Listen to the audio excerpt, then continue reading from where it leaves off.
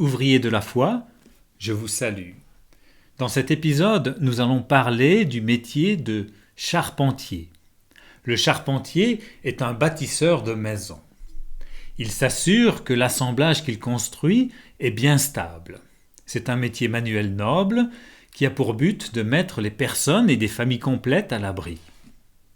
Au début de son ministère public, le Seigneur Jésus était connu comme le charpentier de Nazareth.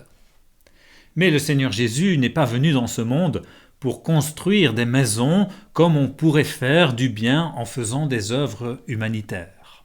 Non. Le Seigneur Jésus est venu dans ce monde pour édifier une maison spirituelle, une maison éternelle, qui n'est pas faite de main. C'est la maison de Dieu, c'est-à-dire l'Église, aussi appelée l'Assemblée du Dieu vivant. Nous en lisons quelque chose dans l'Évangile selon Matthieu, Évangile selon Matthieu, au chapitre 16.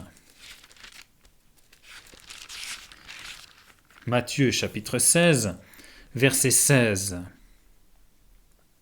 Et Simon-Pierre répondant dit : « Tu es le Christ, le Fils du Dieu vivant. » Et Jésus répondant lui dit : « Tu es bien heureux, Simon Bar-Jonas, car la chair et le sang ne t'ont pas révélé cela, mais mon Père qui est dans les cieux.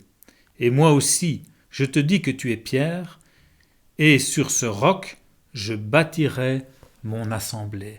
Sur ce roc, je bâtirai mon assemblée. » Il ne s'agit pas de Pierre. L'assemblée n'est pas fondée sur Pierre, mais sur la vérité fondamentale, la déclaration que Pierre a faite. Selon la révélation qu'il a reçue du Père, eh bien, sur cette vérité fondamentale, le Seigneur bâtit son assemblée. Le fait qu'il est le Christ, le Fils du Dieu vivant. Et Jésus-Christ est donc le fondement lui-même de son assemblée.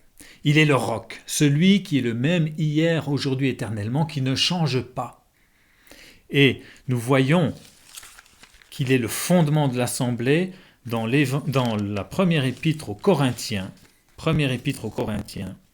et au chapitre 3, nous lisons au verset 11, « Car personne ne peut poser d'autre fondement que celui qui est posé, lequel est Jésus-Christ. » Jésus-Christ est le seul fondement de l'assemblée.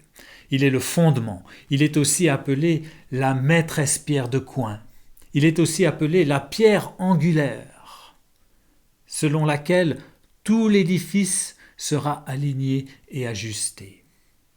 Et le Seigneur bâtit son assemblée. Comme il nous est dit en Acte 2, verset 47, le Seigneur ajoute tous les jours à l'assemblée ceux qui doivent être sauvés.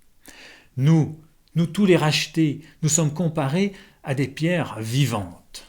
Nous avons été terrés du monde et nous sommes maintenant vivifiés avec Christ par l'Esprit et nous sommes des pierres vivantes et nous constituons ensemble l'habitation de Dieu par l'Esprit sur la terre. Et le Seigneur prend ces pierres une à une, elles sont précieuses à son cœur, et il les pose pour construire, pour édifier son assemblée.